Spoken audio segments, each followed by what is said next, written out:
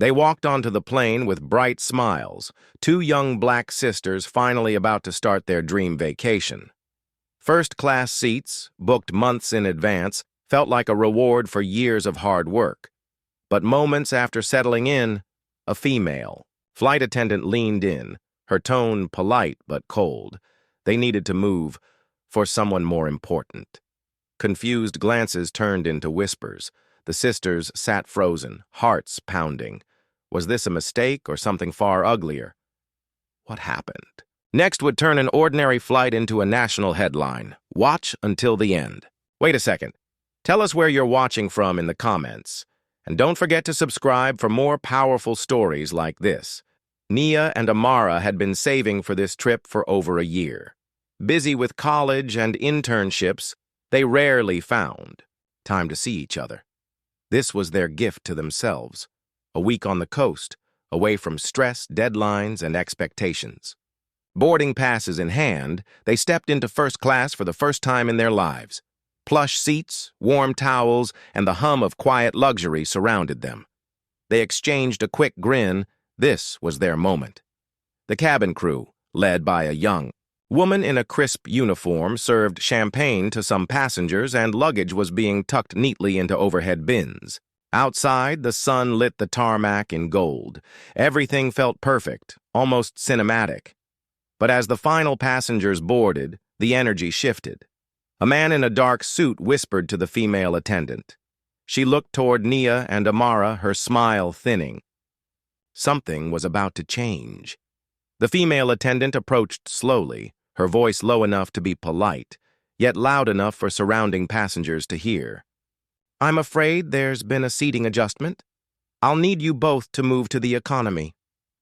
The words landed like ice water. Nia blinked, sure she had misheard. Amara instinctively checked their tickets, seat numbers printed clearly, first class confirmed. "For someone more important," the woman added, eyes avoiding theirs. Murmurs began to ripple through the cabin. Some passengers looked away, pretending not to notice. Others stared openly, curious. The sisters felt every eye on them, every unspoken question hanging in the air. Their hands trembled as they gathered their bags. This wasn't a mix-up.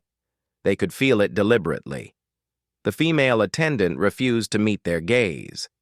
The humiliation was sharp, burning. A man across the aisle smirked. Another whispered something to his companion, who chuckled. They stopped halfway down the aisle. Something in Amara shifted. She placed her bag on an empty seat in business class and pulled out her phone. Her fingers moved quickly, almost on instinct, scrolling to a familiar number. Nia caught her eye, searching for answers. Amara didn't speak. She turned away, pressing the phone to her ear. Passengers craned their necks, sensing a disruption brewing but not yet understanding the magnitude. The line connected.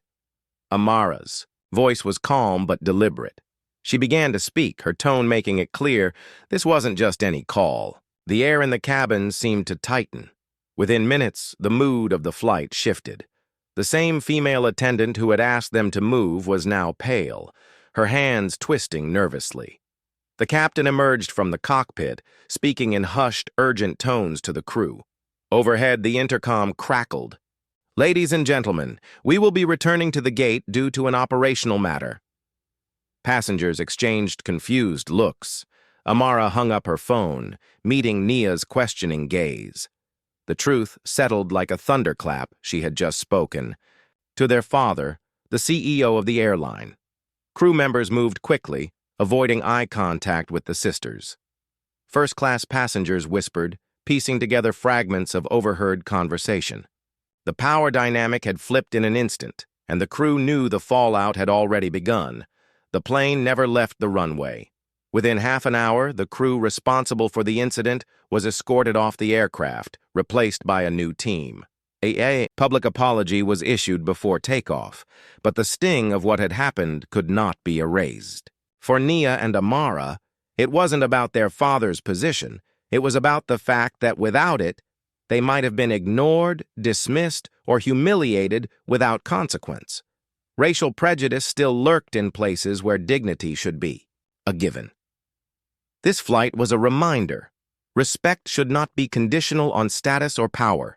It should be a fundamental human right. How many more stories like this will it take before the world finally listens?